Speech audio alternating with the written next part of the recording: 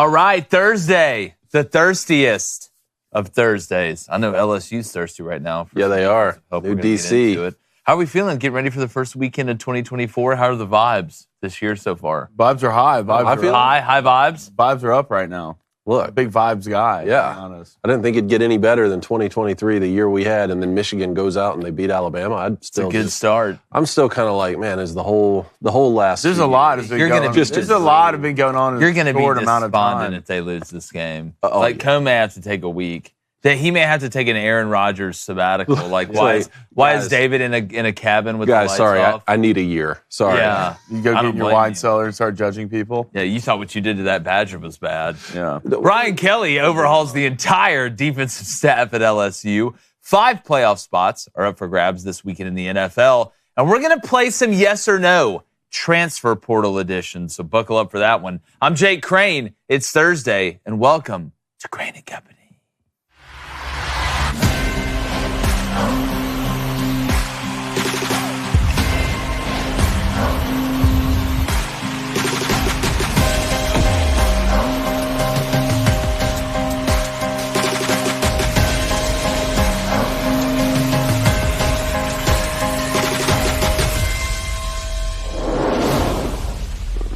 Now, being a Power 5 coordinator, whether it be offense or defense, is not an easy gig, no matter where you are. But if there was ever a high-level coordinator spot that should lead to success more times than not, it's being the DC at a place like LSU. That's what makes the failure of Matt House and the defensive staff in general so surprising these past couple years. I mean, hell, the place recruits itself. It's a national brand that's known for flying around with elite athletes and leaving a path of destruction behind it. Now, even though they've had some incredible offenses recently, go back to Joe Burrow, obviously with Jaden Daniels and that crew this year, when I think of LSU, I still think of defense. I think of guys like Honey Badger, Glenn Dorsey, Marcus Spears, Ryan Clark, Patrick Peterson, hell, Craig Stelz, a.k.a. Haru the Great White Ninja. Now, for LSU to get back to prominence and get back to that level, they have to get back to that way of life. The first feeling opponents should have when they see that purple and gold is the fear of not being hungry, not being intimidated. That's the new LSU, but they should be scared of LSU. You should be scared of the purple and gold. So whoever the new DC is, whether it be Blake Baker, whether it be Zach Arnett, we can go down the list of candidates. You have to get LSU back to that point. You don't have to be the most elite scheme artist.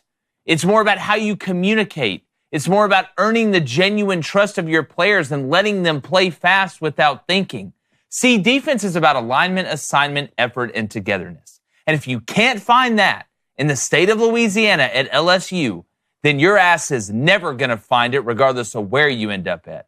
And that's where they have to get back to. Now, former Michigan quarterback David Cone, he knows something about facing elite defenses. My brother, former Western State, Colorado wide receivers, ran into a few himself. Just not over the middle. Just not, yeah. But if we're going to talk about over the middle, we can talk about candidates. Zach Arnett, I think, is obviously a legitimate candidate. It looks like Blake Baker, who played at Tulane, coached at Louisiana Tech, coached at LSU, coached the linebackers in 2021. It seems as though he's the leading candidate, at least from what I've heard, who's the DC at Missouri. It's going to be tough to pull him, but if anybody can pull him, LSU can. But, I mean, David, it's still so weird to me to watch LSU be so dysfunctional on defense. It was shocking. One of the biggest surprises of this football season. I saw DJ Durkin was on the list as well. And then I saw Tony Gibson, the DC at NC State. It was interesting to see him on a couple lists coming out of LSU as a possible candidate because I played for Coach Gibson at Michigan. But it was one of the bigger surprises this year to watch the way this LSU defense played. And I understand, making a change at coordinator can make a big difference. But at some point, you have to have the guys over there. And that was one of the bigger surprises. Now, we talked a lot yesterday and throughout the season about everything that Jaden Daniels brought to the LSU offense and to the team. The most dynamic football player in the country, won the Heisman Trophy. Garrett Nussmeier is a fantastic quarterback. I think he's going to do great things there. But you're losing that dynamic guy and a lot on the outside with these wide receivers who are going to play for a long time on Sunday.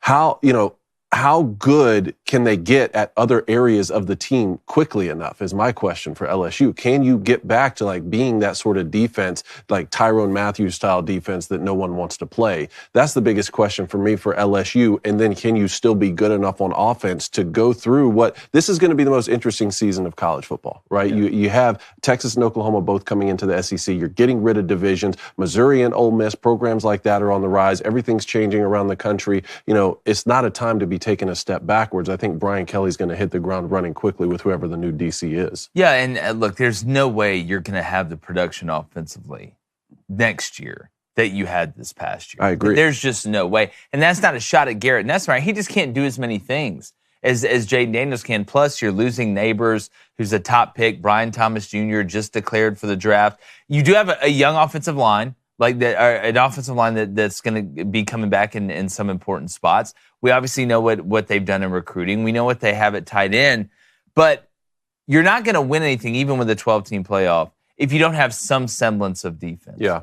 And to expect LSU to be able to put up the numbers that they put up this year next year offensively, what they did this past year, and somehow also be a lead on defense, that's not going to happen. The question now becomes, how close can you get to being a balanced football team? Because we talk about the guys. I mean, you had Harold Perkins. Oh. You got Sage Ryan. You got Wingo. You always got guys at LSU. Mason Smith's back this year. Like, it's not like there's just a bunch of awful players running around. That's why my whole point is, again, you don't have to reinvent the wheel schematically at LSU to be good on defense.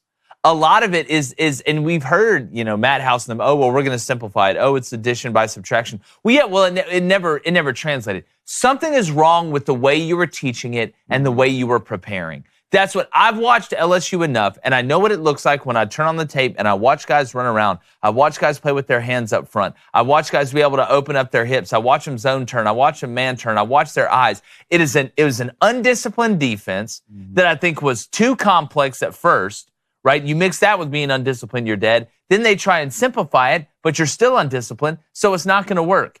Well, I think a lot of it when it comes to a DC, you got to bring in his mentality, and that's where it starts at LSU. And you go back to the national championship LSU team, that defense wasn't phenomenal. But they were good, though. But they were good enough to win you the championship. 2010 Auburn. You had guys like, and the thing about it, like, even if they're bad years, I mean, go back to Derek Stingley Jr., even if they're bad year, balled at LSU. Patrick Queen, who's starting for the Ravens now, they weren't great on defense. They always have guys, but they need the right guy at DC, and you kind of hit on it earlier. When I think of LSU, my mind doesn't go to offense. No matter all the phenomenal receivers you've had, Jamar Chase, Justin Jefferson, all these guys, I think of impact players on defense. I think of the Patrick Petersons. I think of the Honey Badgers. I think of all these guys, and I think that was a mentality. That's leadership. I don't know the depth LSU has, but I know the real leaders they have on defense that I haven't heard from lately. If there's a place that you can flip immediately that has a border around their state, name me a better place than LSU. Yeah, well, I mean, I think of special teams too. Again, I just and maybe it's just being a product of growing up, in SEC country and seeing it. But the main thing about LSU was the physicality. Mm-hmm. That was the thing. I mean, when LSU's defense, it's one thing when LSU's offense is cooking, it's fun. You watch them go run around, make crazy plays. We saw what Jaden did this last year. But there's just something else. I feel like when the defense is hot, like the boot catches on fire. Like it's just that's how no matter how great your offense is, you see the teams that are in it every year. Yeah. Why is Alabama in it every year? Because their defense is going to be there. Michigan, because their defense is going to be there. Georgia, because your defense wins you championships. And you'll probably see that against Michigan and Washington. And I thought Harold Perkins Jr. would be the best defensive player in college football this year. I thought that was the next step, right? Like that we were going to see from him. I don't know. It's just, it was fascinating to see this LSU defense keep, like, Jaden Daniels had to get in shootouts every single week. It was like, and we talked about down the stretch of the Heisman Trophy. A lot of people were saying, well, he's putting up these gaudy numbers because he's in these tight ball games and he's having to do that, right? We talked about Shedeur Sanders at Colorado being in the same vein, whereas some of these other guys with the Heisman Trophy, they're not playing for the last quarter and a half of a game. Sometimes that's just the way it shakes out, but maybe they'll benefit even more from trying to be more balanced next season, you know? Yeah. I mean, there's, I think that makes it actually harder for Jaden Daniels than to go out there and score when it's got to be you. It's like in basketball. If they know you have to shoot the three to win, it makes you a lot easier to defend. I feel like, and I know that LSU fans feel this way, you feel like you were almost robbed of a legitimate championship year with this offense. If you would have just had an average defense. Which is not asking too much at a place like LSU. But just as a college football fan, I feel like we were robbed. Yeah. I hope everybody realizes how elite this LSU offense was. Mm-hmm. This LSU offense this past year was up there with about as many as I can remember. Were they the most dominant in the run game as compared to some teams in the past with electric offenses?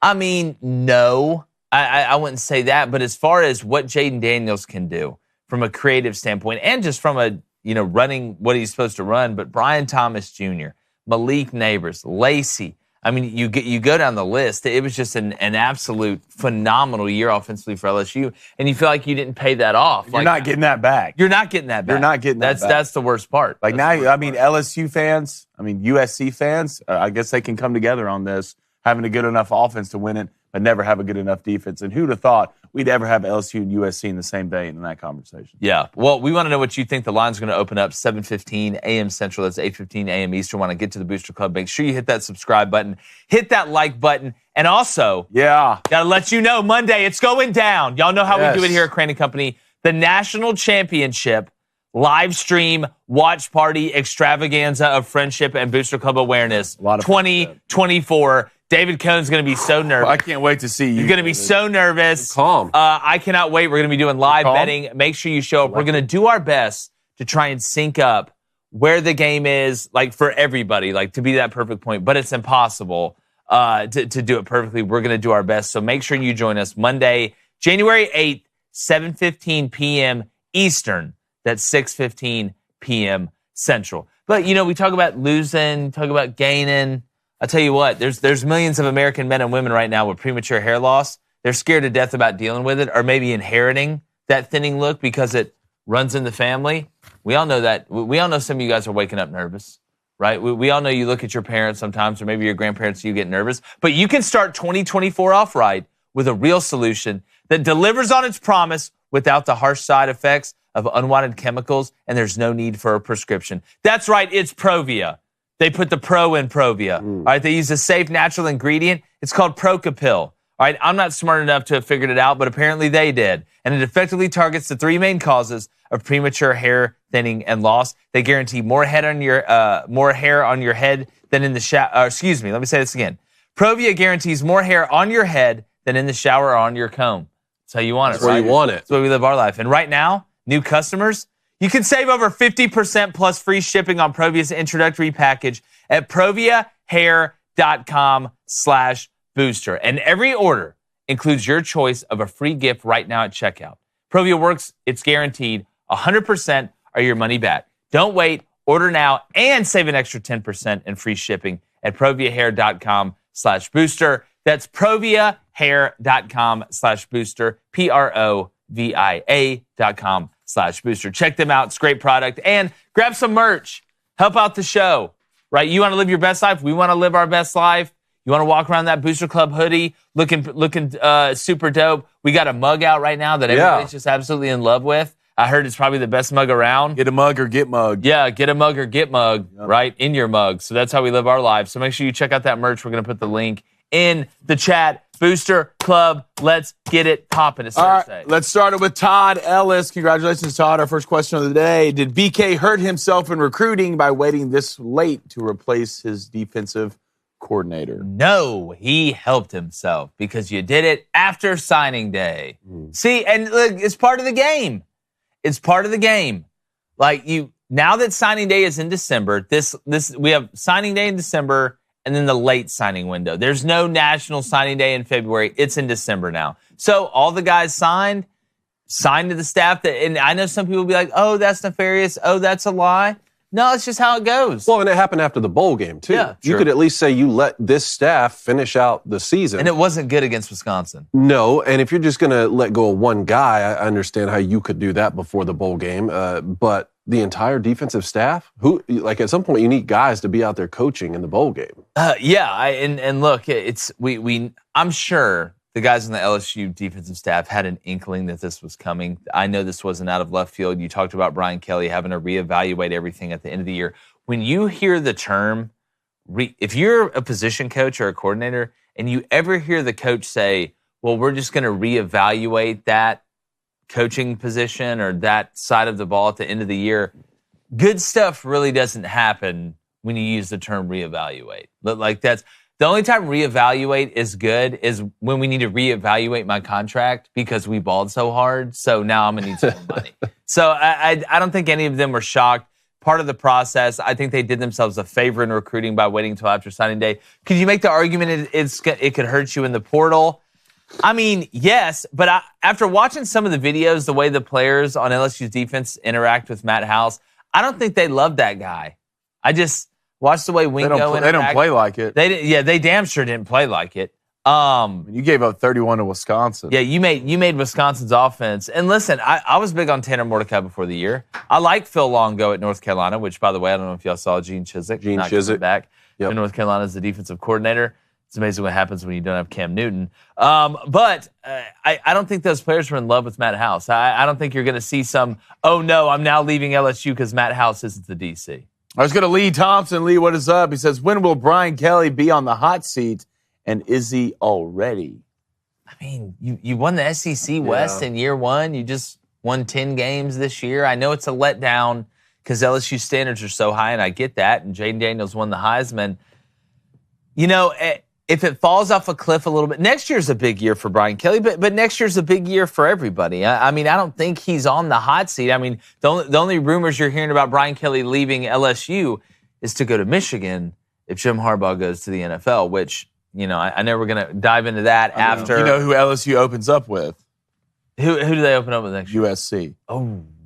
Where's that game again? Vegas, right? That game's in Vegas. I mean, wow, LSU fans in Las Vegas. You have UCLA at home. Week 4, you got Bama at home and Oklahoma at home. Well, one good thing with Brian Kelly at LSU, you know the floor's so much higher than when the wheels did fall off with Ed. Oh, without a doubt. Right? So the floor's higher. Is the ceiling is high? Because the last 3 coaches who've coached there have won national championships. That's the question. And when you see things like what Jim Harbaugh's done at Michigan or Mike Norvell, who was kind of on the hot seat at Florida State, the way he turned things around, I think you're going to see some of these programs who are going to say, okay, as long as the floor's really, really high season after season and we're still doing great in recruiting, a great coach is going to get to the highest ceiling point. And that provides continuity. I think the difference, that's a great point, Cone. When Brian Kelly is the man of the house, the air conditioning may break. Like maybe the fridge goes out. That's like the worst thing that happens. When Ed Orgeron was the head of the house, oh no, how did the house burn down when we went to the grocery store? We've had a termite problem for 12 years. Yeah, we've had it. The termites just ate the whole house. Like, that is a good point with Brian Kelly. I was going to, Danny girl, hashtag Ask Cranico. Are some of our LSU fan base unrealistic to even mention Minter and Phil Parker? Do y'all think Baker or Guidry would be settling for LSU? No. When you're at a place like LSU, outside of sitting here saying, oh, well, Bill Belichick's going to come down and be the DC, I feel like you should be able to walk in the bar and flash your eyes at just about anybody. Except Jesse Minter. Well, that's the Michigan. I mean, but think about it in this light. I think LSU can be in talks with a coach at Michigan. That's not if there's some crazy connection there. We just saw Denbrock go from LSU to Notre Dame because there's a connection there. A lot of it is there's stuff that has happened earlier behind the scenes. That's why I lean toward a guy like Blake Baker who has that connection.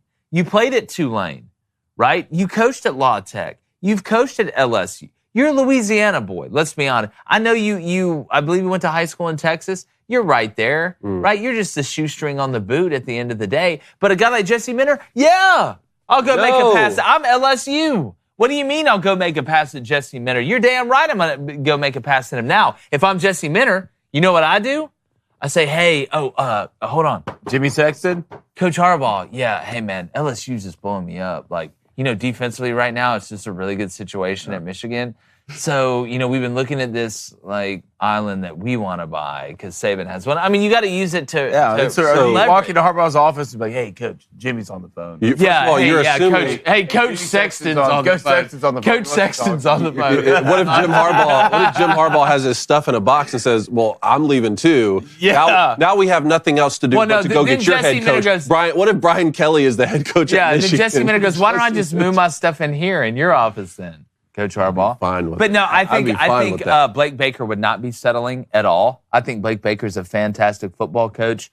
Out of all those names you listed, I think those are all great candidates. I think LSU is worthy of all those guys, and I think those guys are worthy of LSU. But that cat right there, Blake Baker, and I know Missouri fans, it's all going good in Missouri. You don't want any bumps in the road. You're at the part of the game on the Oregon Trail where you're able to hunt all the time. Nobody has dysentery. But then all of a sudden, I never played the Oregon Trail game. Me neither. You never played it? No, I would always lose because I'd have too much meat.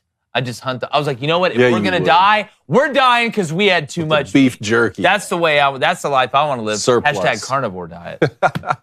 I'm holding strong on the carnivore diet. I may have had a couple pretzel bites last night, but that's just rumors. Start over. No.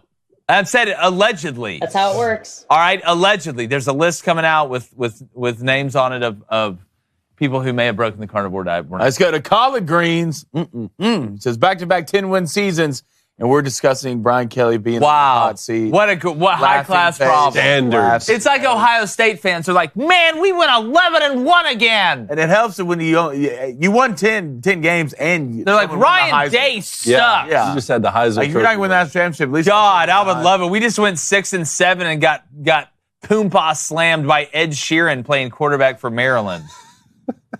It's tough. Must be nice. Write me a photograph. Ed's a many men of many talents. Let's go to Hayden.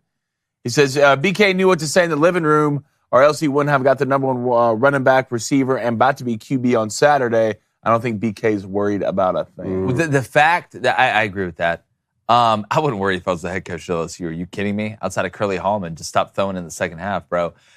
At some point, how Brian Kelly has not done an NIL deal with Burger King, where like he's BK. dressing up like. If I gotta watch Prime and Saban do every Aflac commercial, can I please watch Brian Kelly in a Burger King commercial dressed up as the king, like having it your way? You talk about the ultimate recruiting pitch. Your way. You can have it your way. NIL, Burger King, Brian Kelly. You rule. I approve this. You love that song. Please stop. Yeah, they did sign the number one running back yesterday, didn't they? Yeah. Who, by the way, his name. Just look at his name. Names will say a lot. His name's like Harley. His name's like I Run Fast. Yeah, his name's like I just scored. Yeah. .com. His name is Harlem Berry. Harlem Berry. Again, how did you Touchdown. You just just ran ran the for- ball or hitting a cross fadeaway from the three. Yeah, like you just congrats on the 180 yards in your first college game. Let's go to Steve Parker. Steve, as a volunteer fan, I don't know why I did that. I'm jealous that LSU has a coach that has the sack to make necessary staff changes, unlike Josh Heupel, who's unwilling to do so. Willie Moe needs to go. Interesting. I would put Tennessee fan. This is why I love college football fans in general. But Tennessee fans, here's what I'll say. You were coming off last year, a year in a renaissance year a little bit, right? We talked about this with Ole Miss. Tennessee getting back to where they believe they belong and where that brand does belong, in my opinion, at a place like Tennessee. You lose Hendon Hooker. Hell of a player. This year was back and forth, but Nico, the future looks bright.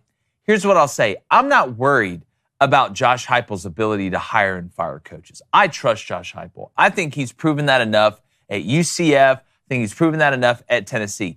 Where I worry about Josh Heupel is probably not in a place where a lot of y'all are worried about it. And Blaine brought this up the other day.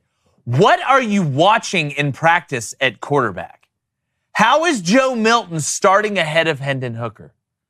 Honestly, how is Joe Milton starting Game 5 this year when you have Nico after what we saw? And I know guys have tricked people in the bowl game. I know Joe Milton tricked a whole hell of a lot of people in the bowl game. But we knew who Joe Milton was. I'm more concerned about Josh Heupel and not going forward because we know Nico's the guy. Thank God that's going to be made a lot easier. But what has this cat been looking at? I said the same thing with Jimbo Fisher and Haynes King. I don't understand if you're at practice. If I'm not at practice and I can watch that in 5 minutes and be like, you're the guru. This is you. You're the master of disguise. Yeah. Turtle. I watched it in Ann Arbor, man. I mean, Cade McNamara ended up taking that starting The job. dude's gotten his more spots taken than a Dalmatian getting bleached. I just don't understand what is it like. What is Nico not learning the offensive terminology? I mean, that's the only thing I could think of because there's no way from an evaluation standpoint you go out there and practice every day and you see what Joe Milton and Nico does. I'm like, yeah. Well, on that one specifically with Nico, that's a true freshman. That's a true. At the beginning of the year, I can understand it. Yeah. Right. At the beginning of the year, I can understand it. But by the time you were halfway through the year at Tennessee, you knew that Joe Milton was still same old Joe Milton. Like, what's the worst case scenario? You were out of it. You're not going to win. Then you see things like the first drive of that Alabama game and that touchdown pass to Squirrel White. Like, everything is cooking, and you're thinking, like, that's undoubtedly what they're seeing in practice. He wows on State Street, and then not the same way on Main Street. Joe Milton's the restaurant where you went to the first time, and whoever they had in there whipping it up absolutely balled out, and then every time you went there after that, it was trash. Well, it's the same thing. It's consistency. We've said this with Joe Milton all the time. Yeah. You hit the wild play, he'll throw you the 60-yard bomb. Yeah. But can you hit 2 dig routes in a row? Mm-hmm. I agree with that. There's a lot of plays that Tennessee fans wish they could delete, but I wouldn't worry about Josh Heupel on hiring guys. I would worry about them evaluating the quarterback position. And at the end of the day, that falls on Josh Heupel. He was a national championship winning quarterback. He knows what it takes to play the position. That's why it's been so surprising. But speaking about deleting things, all right, you ever wondered just how much your personal info is floating around on the internet? When I looked up mine, it shocked me, to be honest with you. When we first started talking to Delete Me, and I actually looked it up outside of, obviously, the sports media thing, it's nuts the amount of information that people can get on you and you didn't even know it was out there, especially in like 2024, in the digital age. You got data brokers, hackers, basically anyone with an internet connection that can find out your personal info and sensitive information pretty easy. So it's time to take control and protect your personal information with Delete Me. What is Delete Me? It's a hands-free subscription service that will remove your personal information that's being sold online. It's unbelievably simple. They did this for us. We got the report back. Like I said, it absolutely blew my mind. You submit the info you want to have removed. Delete Me's experts will search the internet to find it, and they'll remove it, right? It's a garbage service.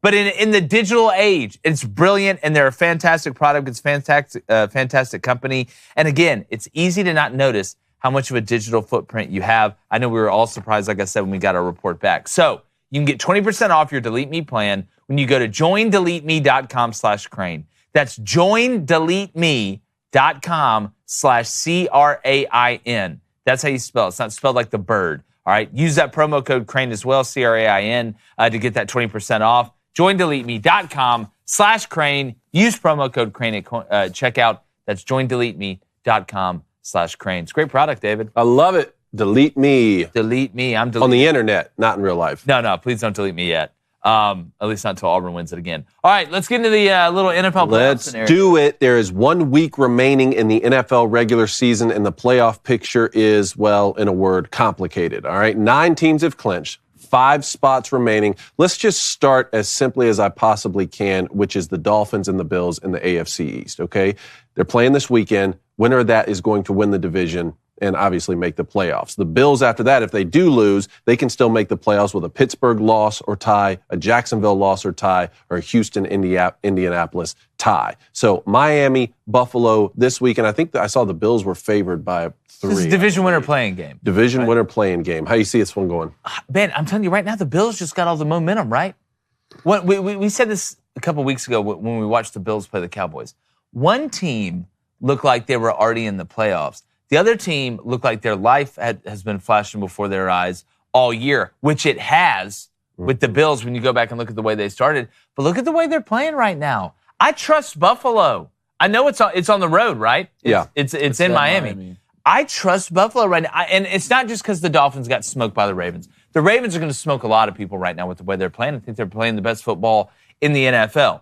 But when I look at this Bills team, you have experience. They know the window's closing. They've had a sense of urgency for so long, I think it's ingrained in them now. Sometimes it can help, right? And we always talk about it in college basketball, in any sport in general, but especially in the sports where you have a playoff at the end, you want to be playing your best at the end of the year.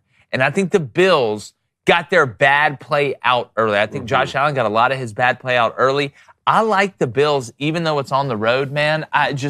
Something about the Dolphins right now, too. It just, consistency. They've won 4 straight. The Bills have won 4 straight, and they beat the Dolphins 48-20 earlier in the season in Buffalo. Had to have it. You think Miami tags them back? Well, I think a lot of this is going to be availability of who's playing for the Miami Dolphins.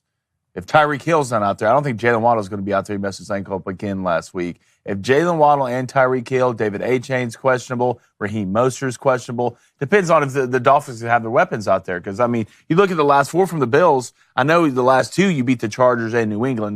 Not great right now. But before that, you beat Dallas and you beat Kansas City on the road. So I think the Bills are getting healthy. The Dolphins are kind of hurting right now. But I do think the Dolphins keep this game extremely tight. This isn't going to be a Ravens-Dolphins scenario from last week. No, I don't think it's going to be a blowout. I just like the Bills to win. But I do think the Bills are getting healthy. I think the Bills That's are what dangerous. matters.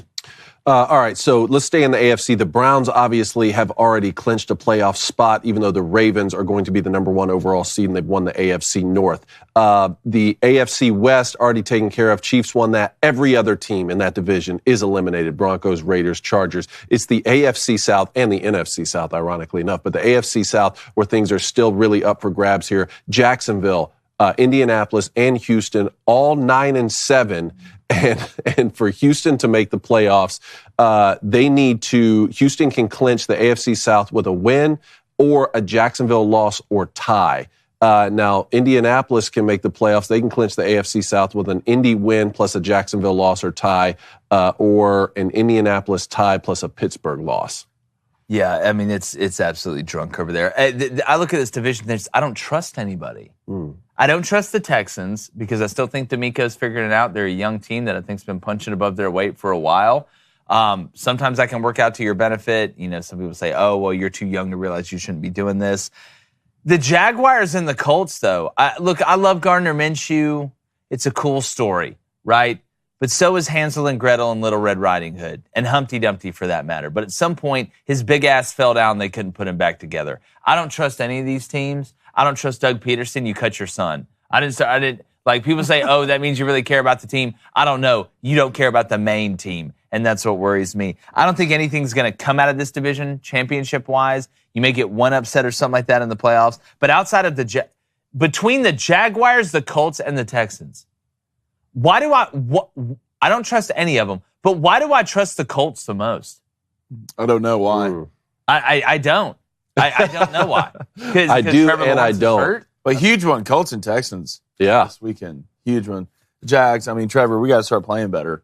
Yeah. I mean, at the end of the day, I don't know if you're doing enough hair commercials. I don't know if Dabo's starting to rub off on you. I don't know what's going on, but we got to stop throwing interceptions. We got to stop. And where's these receivers that showed up like the first 4 weeks? Calvin Ridley. I mean, are we starting to put money back on games, Calvin? Because we need to start taking some stuff serious because it's getting nut crunching time. Well, like everybody hates on Justin Herbert all the time. Like, Trevor Lawrence, man, at what point, like, are you going to figure it out? I mean, if we're going to be honest. Mm-hmm. I mean, oh boy, you talk about somebody that turns the ball over in important spots, like in the red zone and stuff like that. I mean, Trevor's got a bad habit of doing that. He's like the Jackson Dart of the NFL pre this year. All right, let's go to the NFC. San Francisco 49ers clinched the number 1 overall seed. The Rams, also in that division, have clinched a wild card spot. The Lions have clinched the NFC North. Now, here's who's eliminated. Giants, Commanders, Bears, Panthers, and the Cardinals. Other than that, the Seahawks are still in play for a wild card spot. The Packers and the Vikings are in play for a wild card spot. Dallas and Philly are both going to make the playoffs, but it comes down to this week to see who wins the division. So before we even talk about the NFC South, I'll just start with the NFC East. If Dallas wins this weekend, then they will clinch the division and they'll have that seed, and then Philly will be a wild card team. Your thoughts on the Eagles and Cowboys? Yeah, well, I mean, the Cowboys control their own destiny. That's great. You look at the Eagles right now, and I know they've been beat up. I know it's been kind of up and down from the injury on the injury front from them. It's just it seems to me the arrogance that the Eagles were able to play with, and I say arrogance in a positive way, that intimidation factor, the ability to go out there and you feel like Philadelphia has the momentum because of who they have. It almost seems like they're playing tense. They're playing bottled up. This doesn't seem like the same free-flowing, confident Eagles team that goes out there and goes for it on fourth down because they can push Jalen Hurts, which I hate that term, push him 8 yards a handle. But, I mean, again, it's how you're playing right now. And I know the NFL's been drunk. I know 1 week it's been this, the next week it's been that, and that makes it fun.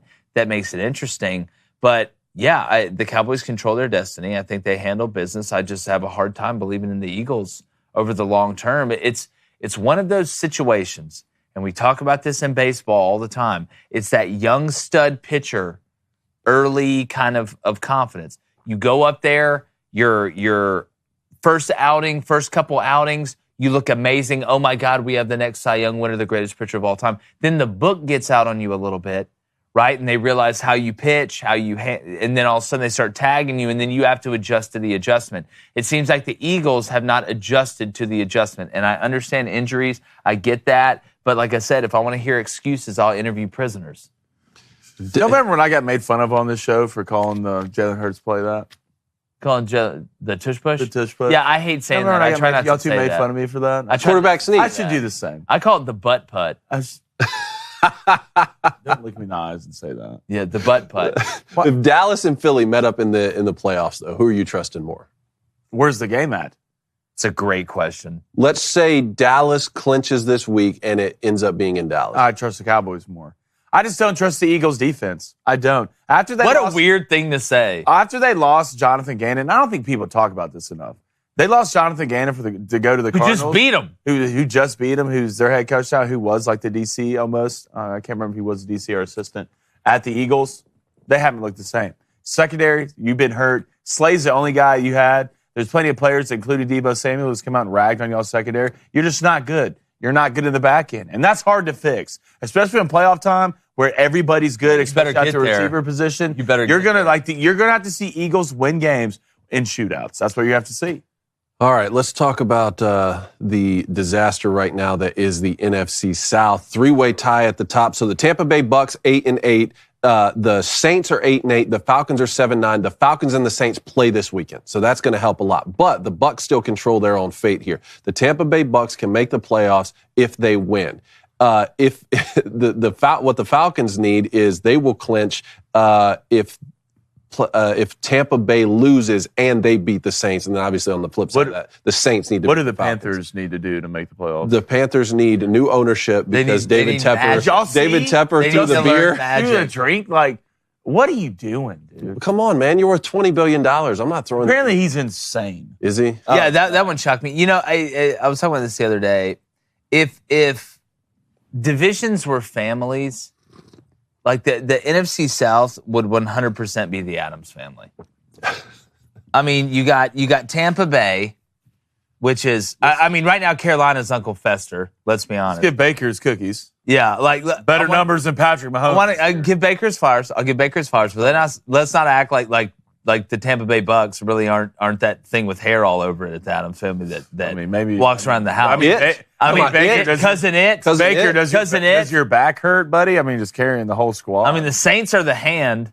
You know, just hanging there. It's just that division's so bad. Somebody's got to win it, though. Give me the Bucks, baby. I mean, you got to go Buccaneers. I know the Saints. Give me the Bucks. I know the Saints just went and handled business. I actually lost that bet down in Tampa. That was a big win for them. But I don't trust the Saints either. But let's be honest, nobody. I'm not looking at the NFC South picking my team. Definitely not the Falcons. Carolina until Kirby Smart gets a hold of that team. This coming year, I don't know what the Falcons are going to be. Yeah, it's going to be college football is going to be crazy without Jim Harbaugh. I don't know. I know one team we haven't talked about, but there's one team I don't want to see in the playoffs, and I do not want to see the Cleveland Browns. No, yeah, I do not. Somehow Flacco, I just trust. Well, this has like old school NFL Super Bowl champion vibes to it, like defense, elite. What Myles Garrett does to people coming off the line of scrimmage. What if we got a Cleveland-Baltimore AFC matchup in the playoffs? Flacco playing his own team, division. The amount of money, the amount of beers that will be drank in that game. The amount of middle-class people drinking beer at that game, and I hope to be one of them, is going to be insane. But not Bud Light. That's not Bud Light. I said middle class, David. I grow up. But no, I mean, Amari Cooper. Looks good. Joey Flack's out here slinging the pill. He's playing good. Slinging. David Njoku's an alien. David Njoku, he'd be the first one to get off the bus. Yeah. I'd be like him. He'd be the only one to get off. Yeah, the only one to And get go off the do the bus. coin And then we toss. just rock the bus from Yeah. the inside. You're going to do the coin. I swear Not it's you. David. I swear it's David Njoku at the beginning of Jurassic Park, like in that. Like that dude is how do you tackle that guy? can't. You know how? You be as big as he is. You have to shoot. That's what you got to realize about the NFL. It's like you want to know how you tackle Derrick Henry.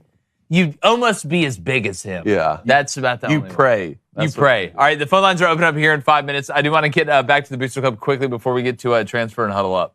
Okay, let's go to Mark. I knew today was going to be a funny show. I could feel the vibes coming in this morning. Okay, let's go to Mark. I don't like that. You don't like that, Okay, Mark? let's go to that showbiz, baby. Oh, hi, Mark. Being a Fins fan isn't far off from being a Cowboys fan, especially over the last 25 years. Well, listen, I'll say this, though, and I don't know how old you are. That undefeated year in 72, that 30 for 30 looks dope. Have you Yeah, seen that? I can't wait to watch. I grew up a Dolphins fan. Yeah. My dad's from The down perfect there. machine, Lake isn't that what Okeechobee. it's I called? can't wait to watch. I mean, Dan Marino was my favorite athlete growing up, and times were tough. By the time I became a Dolphins fan, times were tough. Well, like, I look at the Dolphins, man. It does have to be a crazy roller coaster ride, especially this year with what you have. You drop like a 70 piece. Yeah. Like week 3, and then you get like 70 dropped on you. It's a roller coaster ride. It's Miami, baby. Let's go to Malzahn the Fallen. Says, do you? I don't, That's fantastic. he says, do you guys think Bill Belichick drafts Jaden Daniels? No. No. I think at this point, Bill Belichick is just trying to take the worst players he possibly can and see if he can win it. He's trying to feel something. Yeah, he's trying to feel something. Like I really believe that. I think he's like, man, I'll tell you what. There's a kid there's a backup out of Purdue. Western Kentucky. Yeah, I tell you what, that Austin Reed kid can really sling the potato. All right, let's go to Q-Smo. What's up, brother? He says, Calvin Ridley, what an absolute bust in fantasy football season. When's the last Well, he time? dangled it in front of your face at the beginning of the year too. Calvin Ridley came out was bawling. Yeah. Like his first quarterback, he had like 7 catches. Everybody on fantasy was like, "Oh, I knew it. Oh, I knew it." No, it turned out you didn't know it. Well, no, I can't remember the last time someone busted like Calvin Ridley when it comes to fantasy football. Can you remember the last time a receiver had like the first? What did you see? What Hollywood Brown said? He had to trade himself off his fantasy team. He's like, I just wasn't producing. Hollywood Brown said that? Yeah. I had to trade myself? Wow. All right, let's go to Eddie. Cowboys/Lions officiating disasters causing the Cowboys to get a home playoff game where they are almost unbeatable and could be against the Lions. Could the Cowboys go all the Oh, I thought I heard you say something about the This Cowboys in the playoffs being year. unbeatable. I must have heard you 100% wrong. Dak Prescott still the quarterback? Yeah. Boring. I'll say it was cool to see Jimmy Johnson get in the ring of Very honor cool. the other day. I always liked Jimmy Johnson. I did too. Like I've never had a problem with Again, talking about the Dolphins, like he was the head coach of the I Dolphins. feel like when Jimmy was getting Johnson. Yeah, I older, feel like so. Jimmy Johnson is like that old school head coach, like that we all like. If you're a fan of football, you know that profile of person. His speech was awesome. You know, and he had Emmitt Smith behind him. He had Troy. I still behind get him. when they tell him he's getting inducted in the NFL Hall of Fame live on NFL Today or whatever it was. That clip still gets me. Let's go to Trey Arbo. He says, how's the Harbaugh family going to be if Michigan wins the Natty, but the Ravens also win the Super Bowl? Oh man, do you see his parents after the Rose Bowl? Oh, just elated. It's awesome. Yeah. Here's why I keep telling people I think Harbaugh's going back to the NFL. It's the Thanksgiving rule. And if you got a brother or a sibling out there and you're competitive, you know exactly what I'm saying. Jim Harbaugh had an amazing coaching career, all right? But he did lose the Super Bowl to his brother. So every Thanksgiving, they drive up there wherever, you know, Papa and Pop and Mama Harbaugh, whatever. They sit there, the family. Tom Crean shows up, losing ass. You know, everybody else shows up, the Harbaugh family. And he's got to sit across the table from his brother, Super Bowl champion. Yeah. He can win the Natty at Michigan. They could beat Washington 80-0. Just kill him, they pants him in front of God and everybody. Talk to him. And it's still, when he's eating that cranberry sauce gets passed and he looks at Jim, he beats you in the Super Bowl. Oh, this cranberry sauce? Nice. Yeah, he beats you in the Super Bowl. There's something to that. I think Jim wants to go, but he wants that rematch. Well, you know what? Now, not even a rematch, just a chance to win the Super Bowl so they can be even. And was it Jack? John. His Yeah. His dad, Jack. Yeah. God, I'm surprised it's not Hank. You know what? Win this next game. Win this next game, and I'll help you pack. Shoot, I'll drive you. I'll drive you out to LA. I'll drive you to be the Chargers head coach. I'll hit Roscoe's Chicken and Waffles before we leave, and then we'll drive. It's a win-win. No, you're going the brown jug. We're getting all the burgers. We're going to get the burgers. We're going to rub them all over each other. It's a COVID burger. We're getting the cheese balls. Cheese balls on me. So what I'm saying is, David, you win the national championship and you get all the NCAA problems out with Harbaugh gone. It's a win-win. Let the Chit QB coach be the head coach. Who cares now? Didn't that Harvard? Hey, hire the Harvard lady. You imagine the NCAA. I would take the Harvard. I would take the Harvard one. Burgers all over himself. Well, I am on the carnivore for the rest of January, Jim, so I can't have it with the bun. But I would take the Harvard president for one season if we could win this next game. Oh man, I would take that. All right, let's get to the transfer portal update. So I'm going to get to calls early today. This is right and wrong. Justine, let's get to it. You got some right. You got some yes and no. By the way, what's up, Rumble? What's up, everybody on Rumble? Make sure you hit. Oh yeah. What is it like on Rumble? Can you like on Rumble? Like it, dude. Hey, rumble and tumble, man. Like it up. Shout out Rumble. Rumble and tumble and never fumble. Yeah. Let the cookie crumble. All right, number 1, yes or no? Transfer portal edition. Ooh. Now that Florida State has landed quarterback DJ Uiagalelei out of the portal, the Seminoles will make the college football playoff next season. No. Wow. I'm going no as well. What do you got, B? Scanning. What do you need to scan for? Really I'm looking at their hard. schedule, dude. Because I like to cross. We don't have an hour and a half for you to research and develop an answer. We do. We're all going no. Yeah, no. You want 12 spots now. I think we all agree. I don't think, DJ, you can throw the ball consistently enough. I don't think you can. I really don't. And I'm telling you, Miami's coming. Like they're I know that the way the year ended and what happened with Tyler Van Dyke and people like to make fun of Mario, they're going to be good enough up front. They're coming with what they're building around when you look at recruiting. I'm just telling you, not that Florida State won't have a good year, but guess what? If you're still in the ACC, which I think Florida State, this is going to take some time, even if they leave. 9-3 is not getting you in, buddy. It's not getting you in. And I want you to go over their schedule here in a second, Blaine. But if you're not going to let an undefeated ACC champion make the Final Four, you think a 9-3 Florida State is going to get that 10 spot? Benefit of the doubt. No, hell no. That's the precedent that was set with the ACC. That's why you got to get out. It's like the Goonies. You got to find that pirate ship. Get your ass out of the cave, dog.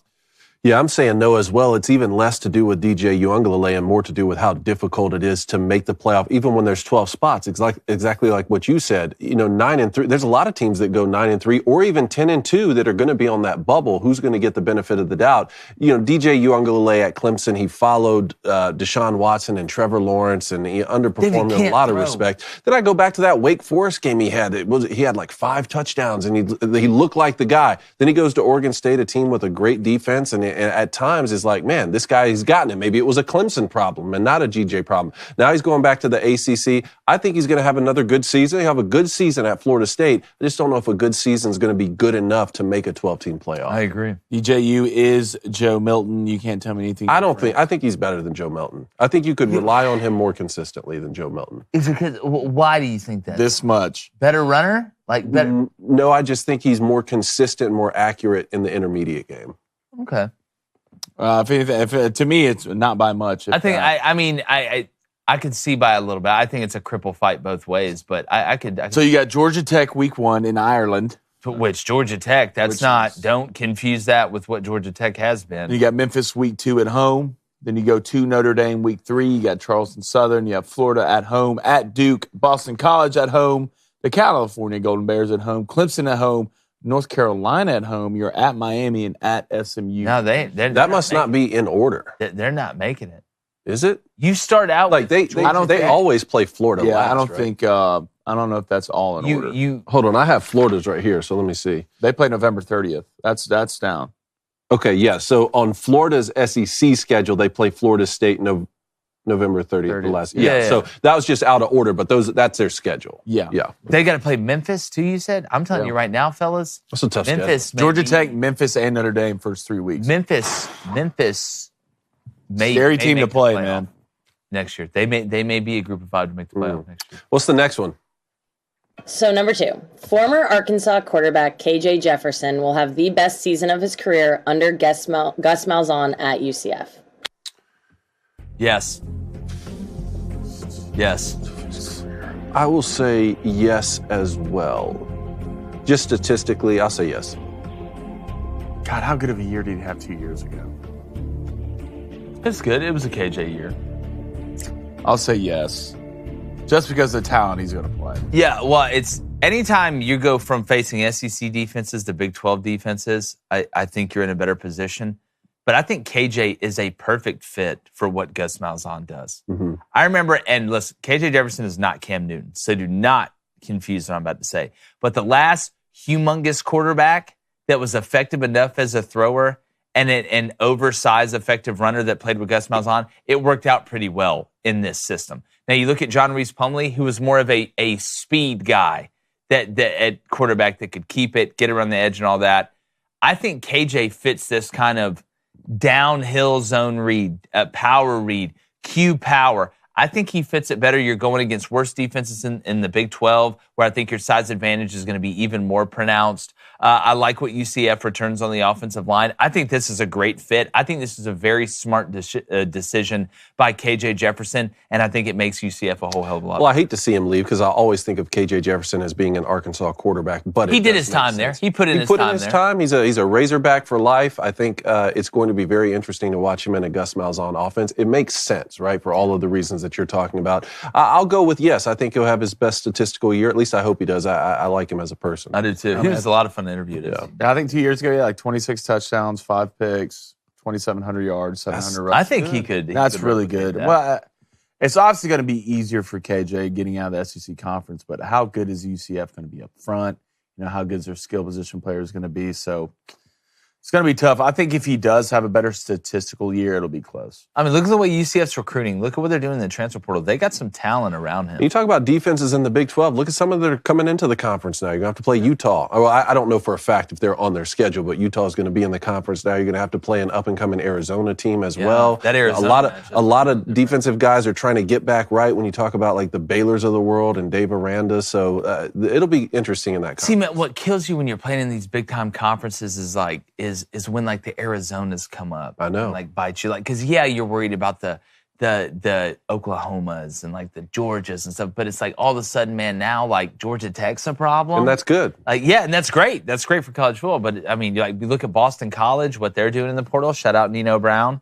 Shout out Jeff Hafley. Thought I wasn't going to talk about it. Love it. Next one. Number 3, Hugh Freeze should sign Liberty quarterback Caden Salter. Yes! Please! Yes! Please! Yes! Now! What do I have to do to help? No. Sorry, Ryan. No. Don't start with me. He's got his guy. Don't start with me, David. He's got his guy. It's a complete roster. It's not a frost. Peyton Thorne. It's a freeze. Please get Caden Salter in here to play quarterback. so I don't got to watch the boy with a Jerry curl play. Just screw it up. There's a lot of problems on Auburn's football team. Is this going to happen, though? I'm not trying to point any fingers, but that guy's the problem. Hugh Freeze must have recruited Caden Salter. Perfect situation. Stylistically, fits exactly what Hugh Freeze wants to do. Obviously, he brought him from, I believe it was Tennessee to Liberty. I think Caden Salter got kicked out of Tennessee or something like that, allegedly. And then went to Liberty. Perfect fit. Caden Salter's got that dog in him. I think he can he can create enough to be able to get guys like Cam Coleman and Perry Thompson and, I don't know, maybe Ryan Williams, the ball in space with what Auburn returns on the offensive line. Bring in Caden Salter. At worst, now you've created a legitimate quarterback competition, and I think Caden Salter I think he's got more dog in him than Peyton Thorne. I just don't trust this cat. Like, I'm sorry. It's an instinct thing. It's like it's the house cat situation. Think, oh, boy's a house cat. Love it. Next one. Number 4, Cam Ward will change his mind and return to college. Yes. This class is so deep, man. No. He's just feeling it out right now, talking to his agent, He's going to see that 4th-round grade maybe. Is it a leverage play? Is that what it is? Is it an NIL leverage play? Is it a Jimmy Sexton situation? The only reason I think you could say yes is just favorite? that there's always, quarterbacks in the NFL are just so in demand, always. And like you said, this class is so loaded. I'm going to say no, though, because I feel like he got some information that went ahead and tipped the scales in his favor. I think he's a guy that on Pro Day, a lot of people are going to be impressed with. I think he's going to run well. I think he, obviously we know he has a big arm. He does a really pretty ball. Is he ready? Yes, I would say I think he's ready, but I think it'd be smarter, in my opinion. And again, I'm not getting the information he's getting behind the scenes, but I just don't know how you look at Caleb Williams and Michael Penix and Bo Nix and Jaden Daniels, and you're like, yep, Cam Ward. Like that's the guy. But again, sometimes guys, I thought there was a chance Carson Beck was just tired of being in school. Like sometimes guys are just tired of not doing it professionally or attempting to do it professionally. And maybe he'll go to a really good situation because of that. He doesn't need to be a franchise guy day one. I agree. All right, next one. Last one. With Penn State signing wide receiver Julian Fleming, Drew Aller will be a top 10 passing quarterback next year. Well, I think this depends on what metric, because Boy threw 27 touchdowns and had 1 interception this year. It's because they never threw a pass past 8 yards. So, top 10 quarter. How about yardage? No. No, he will not. No. No, I agree. I think there's just a lot of room. There's a lot of room still to improve with Drew Aller. And it's not a good look. He throws the ball better than their backup quarterback who came in. That guy's more of a running quarterback. But all of the momentum in that bowl game was created when that kid came in. What's his deal? Is it fundamentally? I don't know. With Drew Aller? I think a lot of it is feel. He has no feel. It's not feel physical. Like he has no feel. I watched him rip a couple dig balls where I thought he's Josh Allen. That's it. So it's a mental thing, which is understandable with a young guy. Again. Well, who was the kid that played? Christian Hackenberg. You remember Hackenberg? Good player. Good player, but just didn't have a ton of feel. It seemed like that he didn't have a lot of nuance as a throw. You have some guys make some throws or just have feel. Maybe they don't. Some guys that have all the athletic ability and they make it and you're like, wow. But then there's guys that are undersized or maybe they just have incredible feel or moxie.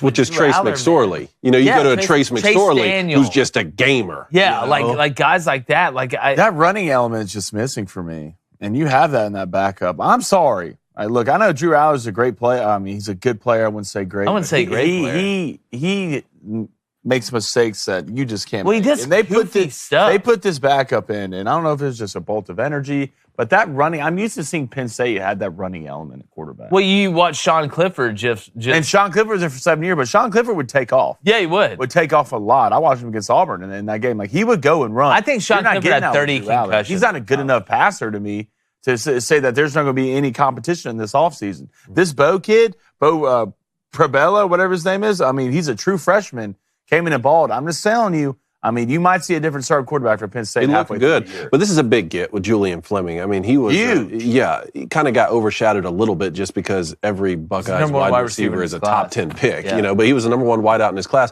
I still, I'm not a big fan, like you say, of being able to transfer inside the conference like this, but it's a huge get for Penn State. Needed it. Yeah, needed it. Even if it's just a threat. I don't think Penn State.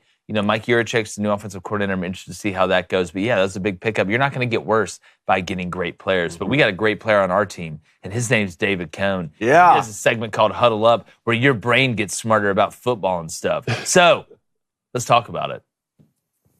All right, Huddle Up. Let's take a look at Blake Corum's overtime touchdown run for Michigan against Alabama in the Rose Bowl. This is 22 personnel. Pistol, heavy left wing, F-go, 25 trap. Let's break it down. We're in 22 personnel here. Now, it looks like 13, but we actually have 2 running backs and 2 tight ends in a heavy left pistol formation. So our tailback is directly behind the quarterback. Now, what's Alabama giving us? They're in a bare front with 5 guys on the line, stacked box with that safety drop down, and we're getting man coverage on the outside, which Bama played for most of the game. And we've got 25 trap called here, which is a run play for our 2-back through the 5-hole just to the field. Now, Michigan's going to go ahead and motion that fullback from his wing position to get a head start on his trap block. His responsibility is to kick out the end man on the line line of scrimmage, which here ends up being a defensive back. We're also going to pull that backside guard, and he's able to work all the way up to the third level because the Sam backer gets caught up in the C gap.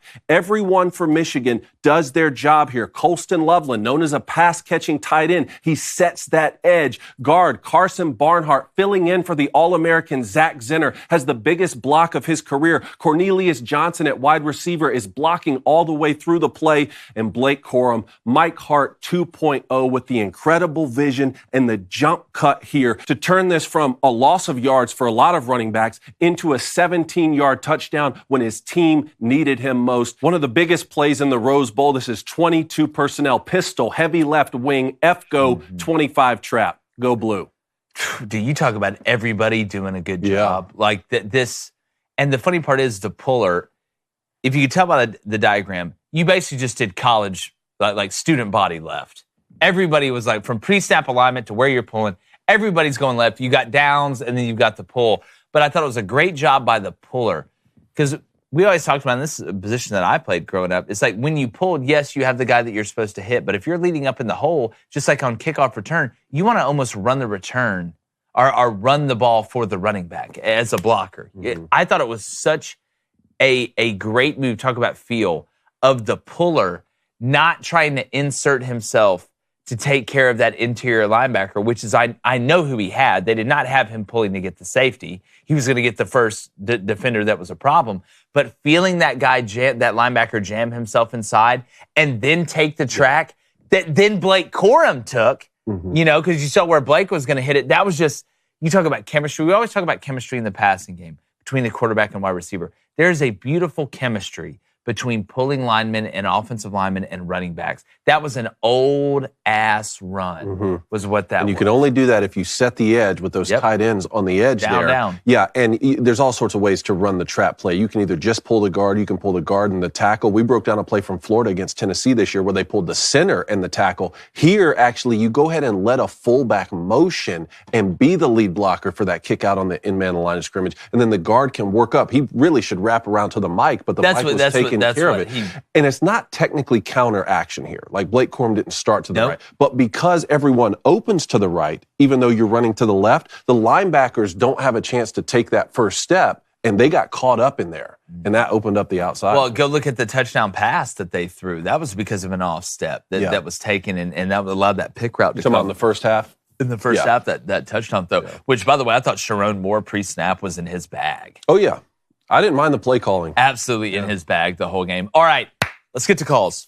Well, we got Josh in North Carolina. He wants to respond to Chris Marler yesterday. Here we go. Make that sandwich, Josh? Yeah, Josh, you making that sandwich?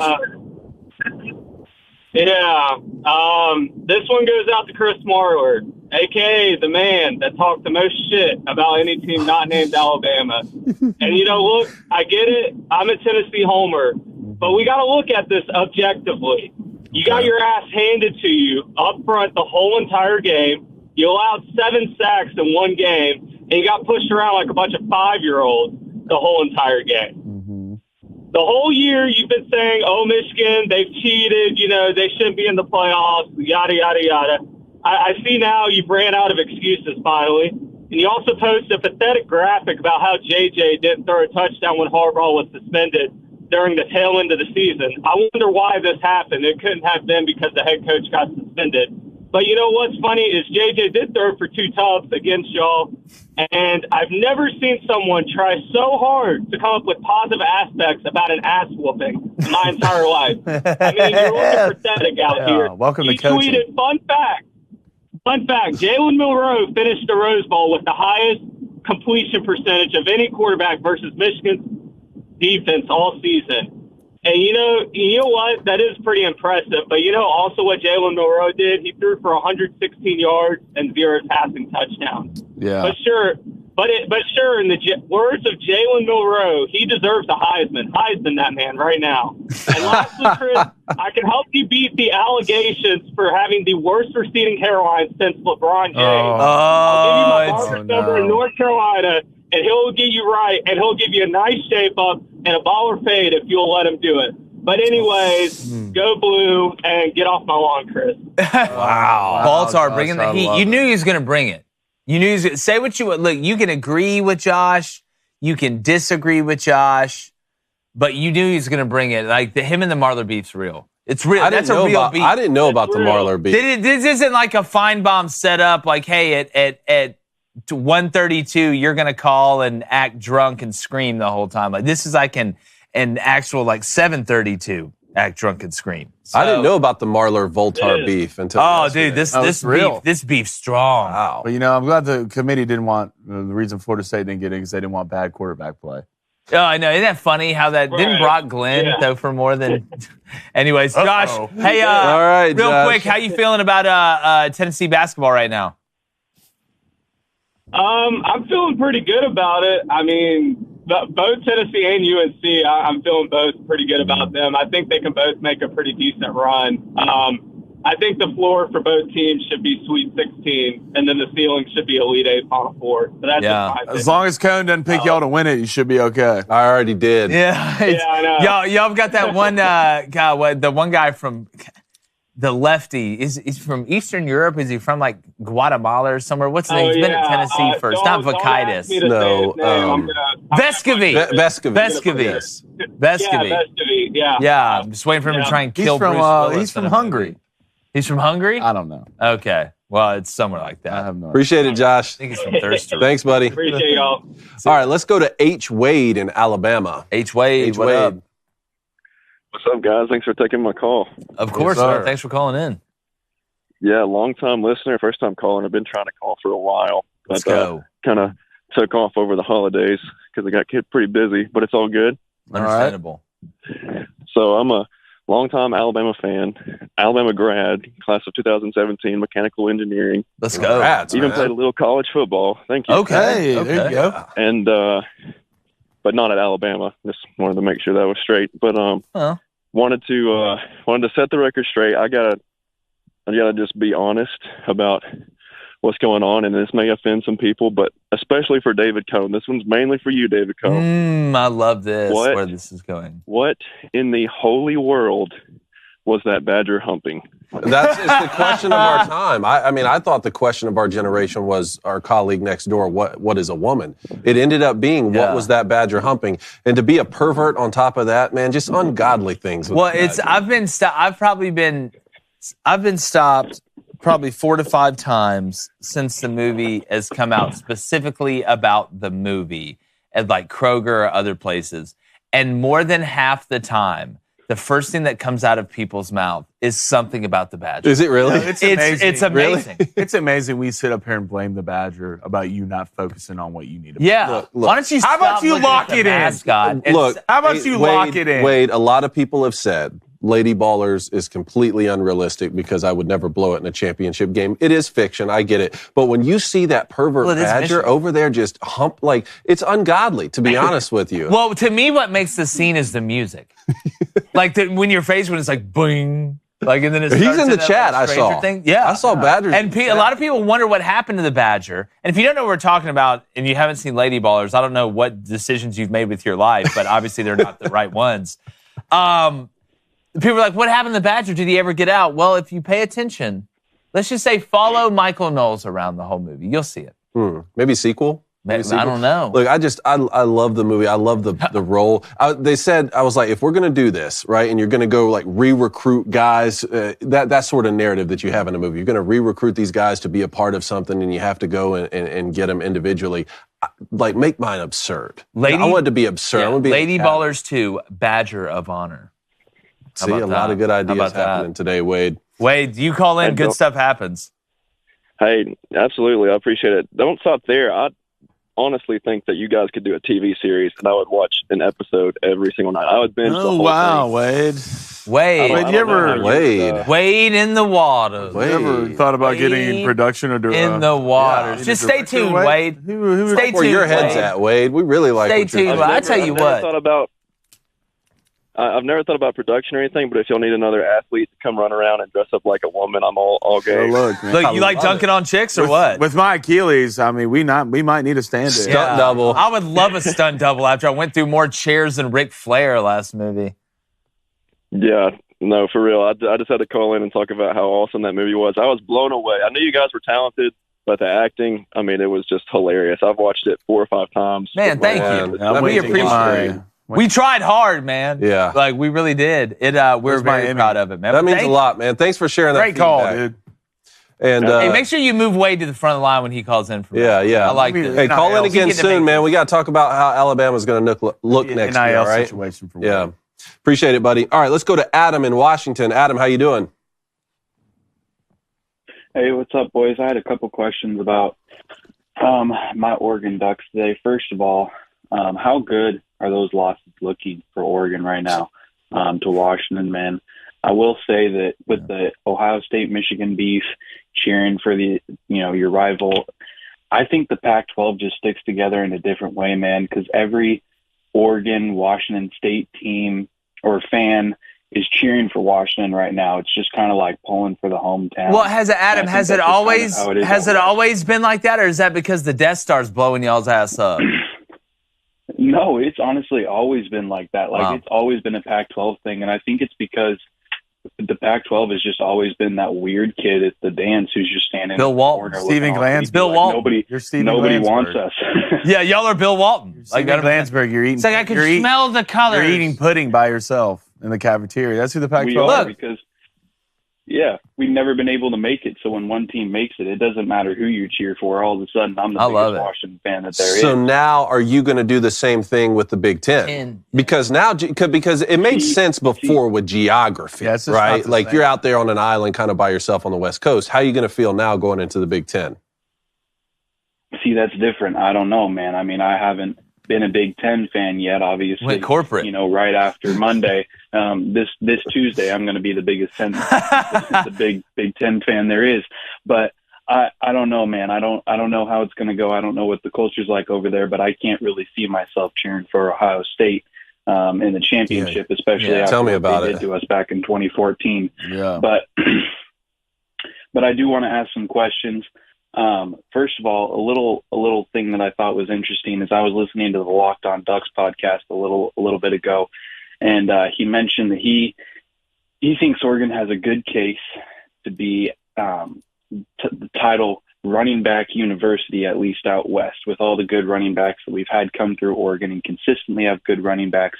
I wanted to know from you guys, we know teams like Ohio State always got good wide receivers. I would say Ohio State is wide receiver U. Mm-hmm. What universities do you think would get the title quarterback U, wide receiver U, running back U, defensive back U, that type of thing, who consistently has the best players at that position?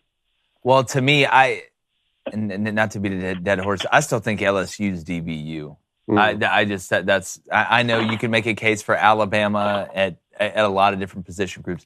I agree with you, Ohio State, wide receiver U. Yeah. Right now, if we're saying right now, if we're going to talk about, I think we got to put a time frame in it, right? If you want to say, last 20 years, last 25 years, I think is the best way to go about it. It's like I'd call Iowa tight end U. Yeah, without a doubt. That's what I believe. But quarterback U, I mean... Well, it depends on how recent. Again, the last 4 guys to go under center at Alabama are all starting in the NFL. Yeah, well, I mean, I would almost say wherever Lincoln Riley's coaching. I mean, if we're going to be honest. But yeah, I think you could say Oklahoma with Baker and with Kyler. I mean, going back to Jason White, Josh Heupel, I can go down to Sam Bradford with Oklahoma. But see, the problem you run into, Adam, is you can make a case, I think, for multiple schools at multiple spots. Like running back, for instance. I've always thought Georgia is a great running back. I think Georgia's talent they turn out. But then Texas makes a really good case, too, for running backs. I mean, there's just so many. Well, look at D-line. Like Alabama. Wouldn't Alabama be D-line U, right? DLU right now? I mean, you could, I guess, say maybe Georgia with what they've done the past couple of years. But look at Bama. They're throwing, Dallas Turner's going to be first round again this year. Like, I mean, it's to me, I think it's a fascinating argument when you have the time frame, right? Because if we're going to say like over time, USC to me is running back U. That's a good one. I think you can make a case for multiple schools. But Adam, I tell you what, and it'll be great fodder as we get into the offseason. We need to make a list, a position group list of offensive line U is this. DBU is this. That'd be a fun thing to do, Adam. All right, cool. Thank you, boys. And I have one more question for you. Good. So Michael Penix, My concern for him, as also a little bit of an NFL fan, obviously not as big. Injury? Go college football. But his injuries, but also his mobility in the pocket. However, in the Texas game, I was wondering, what is Kalen DeBoer going to do? What is he going to do in this month-long break that is going to surprise Texas? And what did he do? He made Texas defense look lost when he put Michael Penix on a read option, sent him up the middle for 12 yards on his first try, because they did not expect him to run the ball. Do you think that that's something that Michael Penix can consistently do, especially to the next level with his injury history? Adam, I want to make sure I heard you right. Are you talking about his mobility in general or his ability to maneuver inside the pocket to get to a throwing line? No, outside the pocket. Outside the pocket. Okay. Designed runs. Gotcha. Well, I do think you are seeing the RPO obviously bleed in to the NFL. We're seeing quarterbacks that are able to run not as much. Just look at what happened with Anthony Richardson this year and what they try to do. That didn't last 5 games. I don't think that the quarterback running element as we're going to run him 10 to 12 times a game, designed run-wise, I don't think you're ever going to see that in the NFL. But the threat of the RPO, I think Penix runs well enough where you could get away with it, kind of like they did against Texas. But where I think Michael Penix is going to make most of his money outside of having a big arm is his ability. He's athletic outside the pocket, right? He can make one guy miss, or he can reverse out and keep a play alive. He's not going to do what Jaden does. He's not going to do what Jalen does. He's not going to do what Bryce does. But I think his ability to keep the play alive within the pocket is just as valuable because he's so good at it, whether it's stepping up, whether it's stepping laterally, whether it's getting his hips and his body into the throw, regardless if he's throwing off platform or not. I think that's one of his biggest strengths. So if you're having to rely on Michael Penix's ability with that arm and stuff like that, his running ability, I think you put him in the wrong system regardless. I would be more worried about the injury, and I think that falls in line with his running ability, is how many times can Michael Penix get hit before he turns into Mr. Potato Head, because you're going to get hit. Appreciate it, Adam. Thank you, man. Yeah. Great call, let's move Adam. on. We got 4 more guys. I want to try and get to everyone here. Let's go to Matthew in Arkansas. What's up, boys? Heartbroken Hog here. What up, buddy? What's up, dude? Well, as y'all know, y'all's Auburn Tigers are coming up onto the hill. Yeah, Saturday, We're right? gonna lock the doors behind y'all, and y'all ain't leaving until that AP ranking has been stripped from the name. Ooh. What happened last time Auburn went down to Arkansas this year? I can't remember what happened. Yeah. Was that in football, Matthew? What happened that game? That means we'll lose by 30 in basketball. That ass, Les. Yeah, hey, no, I tell you what, I'm so fascinated, Matthew, just in general this year with SEC basketball, because I think, and I feel like we say this every year, I feel like it's deeper this year than it's ever been. I don't know. I don't know who's going to win it, which is great, right? But I tell you what, man, going down there, playing in Bud Walton against Eric Musselman, a guy we have a ton of respect for here, obviously. He still rocks his J-Boy Show hoodie. Mad respect there, Coach Muss. But it's one of the hardest places to win. I remember Auburn going down there a couple of years ago, number 1 in the country, with Jabari Smith. We watched that game. This is right when we came to Nashville. I think so, yeah. Watched it from Jonathan's over there by Nissan Titan Stadium. But and I believe Auburn's favored in this game. I love Arkansas. I don't know the spread exactly, but I'm looking at percentages over here, and Auburn has it's Saturday. 70% chance to win. Conference basketball starts, baby. We're going to get into it, Matthew. Yeah. We're going to get into it. Call in next week after that game. All right. Yeah, we'll see. Thanks, Matthew. To it, y'all. Y'all have a good one. Matthew, appreciate it, buddy. Have a great day. See how that hard is after Saturday. All right, let's go to Jake in Florida. What's up, man? That's you. Hey, fellas, how we doing? Good. Hello, Jake. What's up? Well, first and foremost, I just want to tell Cone congratulations. And I want to talk some ball. Thank you. You guys ready to talk some ball? Let's do it. Congratulations on winning it all, Ken. Michigan had a great game plan. I thought they completely outcoached our staff. First off, offensively, the pre-snap motions, and because they knew that we were going to play man coverage most of the game because we trust our outside corners. However, it's not the outside corners that kill us. It's the linebacker play, and then whenever they run those switch routes, wherever we have to communicate and pass it off, we always struggle.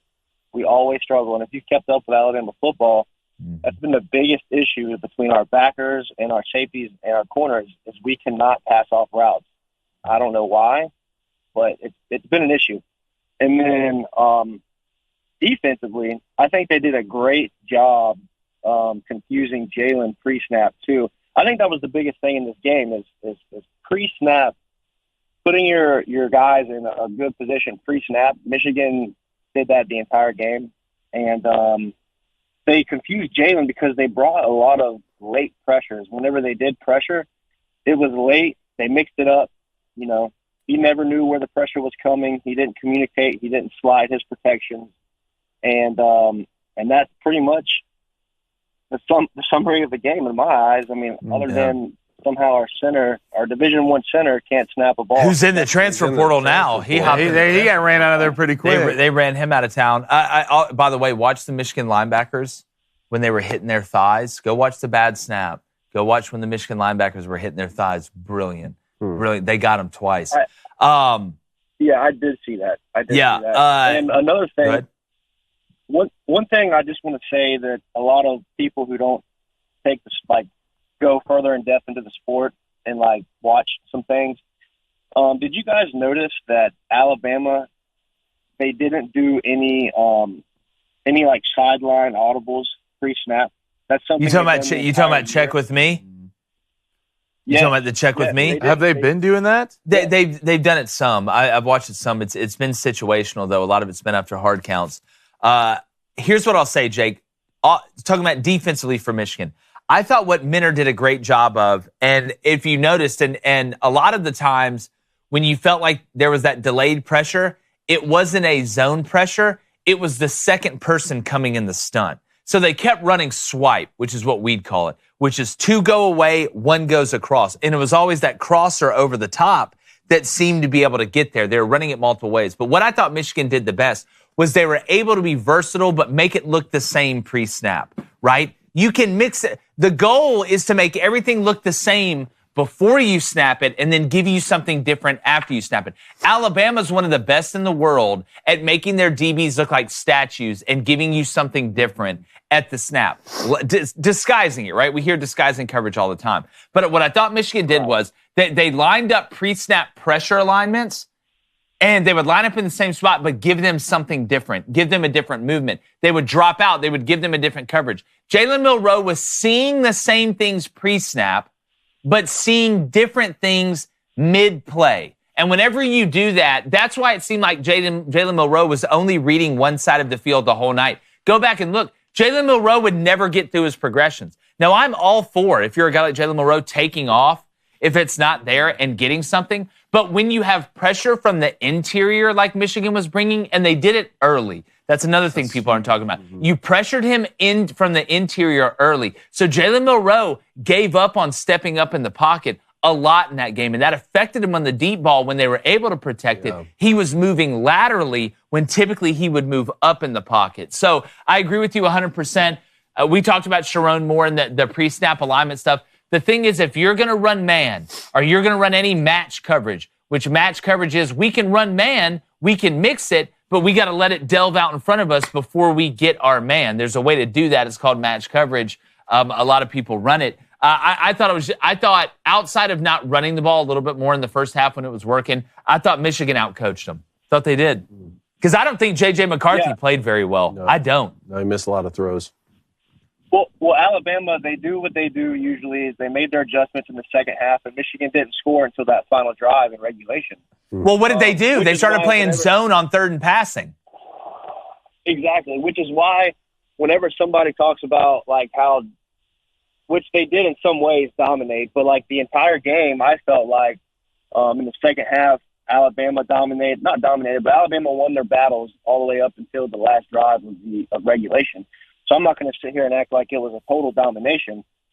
But to say that, I do have to address something. Florida State fans, Georgia fans, you guys clowning Alabama for losing this game and saying that you would have won this game, I think is you guys are totally discrediting and disrespecting Michigan. I think Michigan deserves all the credit in the world for winning this game. Yeah. I think you need to make it less about Alabama not deserving to be there and Alabama not being good enough to be there, and more about how great this Michigan team is.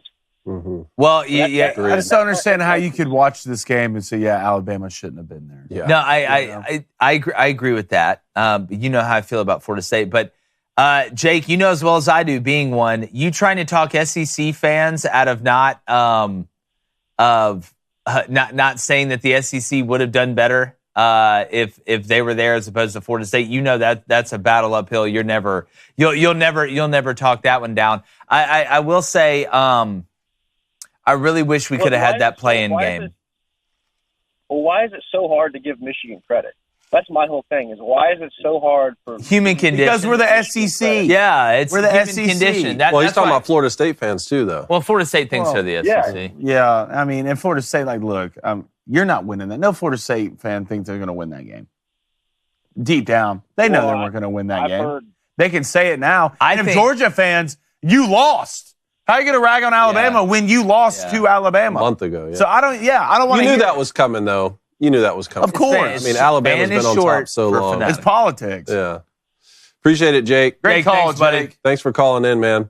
All right, that's it for today. Chris, Jimbo, everybody else, y'all call in tomorrow, please. Chris, we will get y'all first in the line in Flaming Dragon Friday. Oh, it is. I'm going to head over to the board. The under's hitting tomorrow if it's the last thing. That's crazy. I feel like you say that like every time we do Flaming Dragon. Hey, don't worry about what we say. It never hits. Do as I say, not as I do. It's what my father used to tell me.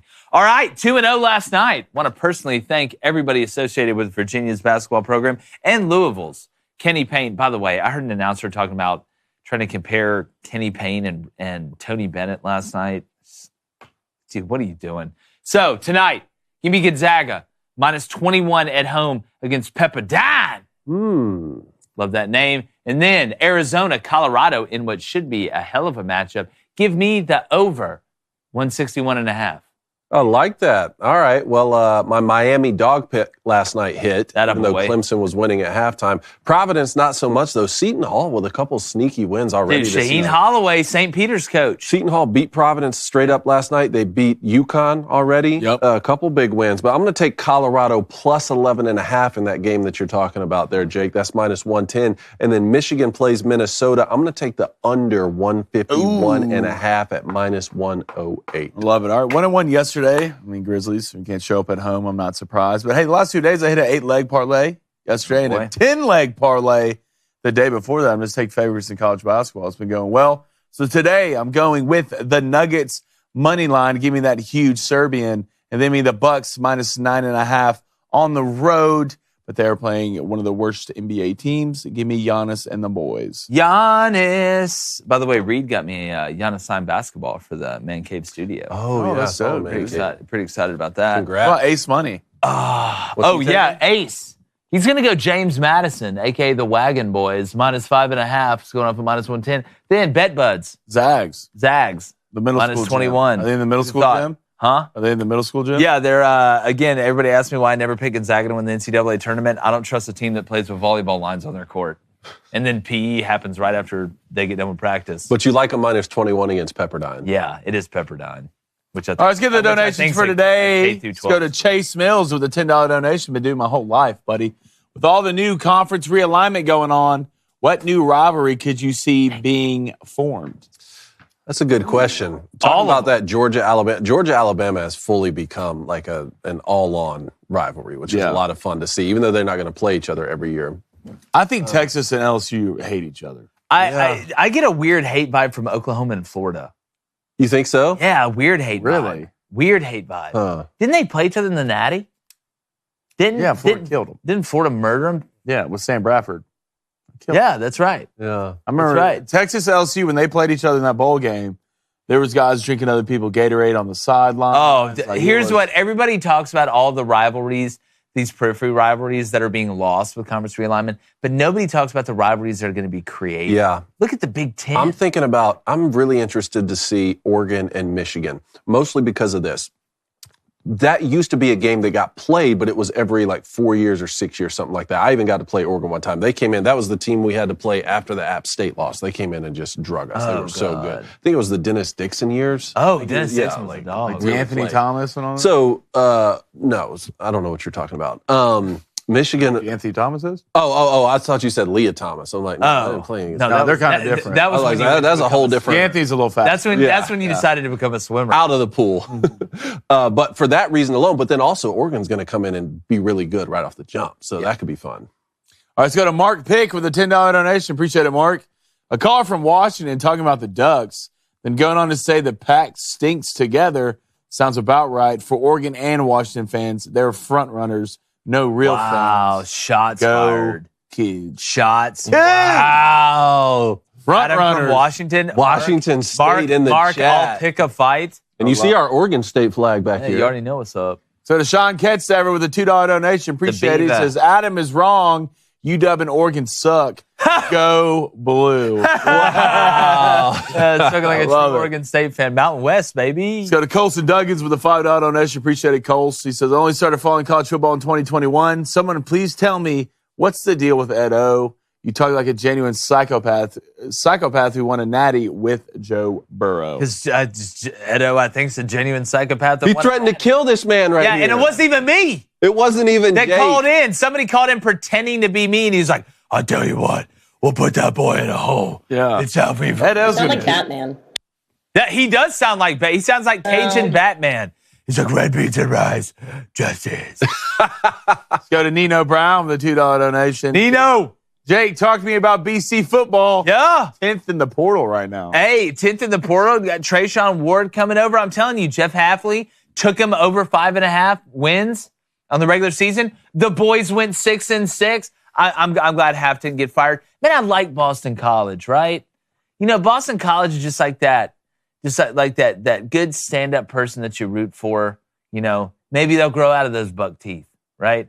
Maybe their head will get big enough where those glasses make sense on them. That's I feel like Boston College. But I like Jeff Hafley, man. I think he's in a. If you're Boston College, I just don't know how you feel good about getting called buck teeth and glasses. What? No. I like Boston College. They just got buck teeth and glasses. Well, I'm saying they're going to grow up and smell weird. They're growing up right now in front of our eyes. Hey, you remember? Oh, that was little Tanya. Little half squat. And that little half squat. It's my son. That startup is going to IPO. It's going to. Yeah. They're going to make a fortune. I love it. I like Lager better.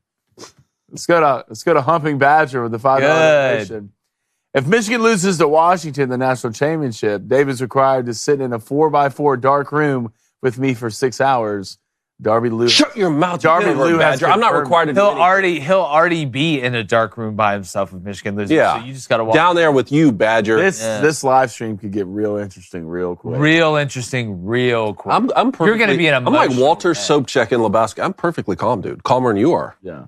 Perfectly. I'm Walter Sobchak. Over the line. Go to Steve Action Figure Frenzy with a $10 donation.